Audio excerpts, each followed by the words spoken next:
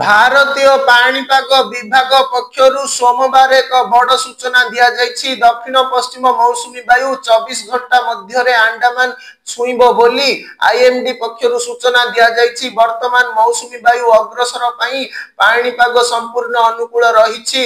भारतीय पाणीपाग विभाग उल्लेख करिछि जे 3 किलोमीटर उच्चता पर्यंत निम्न ट्रोपोस्फेरिक स्तर रे पश्चिम वायु प्राय 20 नॉट्स पर्यंत तीव्र होइछि, जहा मौसुमीर आगमन पई अनुकूल रहिछि। पाणीपाग विभाग पक्षरु पूर्वानुमान करा जाइछि जे चलित वर्ष शीघ्र मौसुमी छुईब। दक्षिण पश्चिम मौसुमी वायु 27 मे रे केरल पहुंची पारे बोली पूर्वरु भारतीय पाणीपाग विभाग पूर्वानुमान करिछि। साधारणतः मौसुमी जून रे केरल रे पहुंची थाए, किंतु चलित थर मौसुमी शीघ्र केरल पहुंचीबो बोली अनुमान करिछि पाणीपाग विभाग।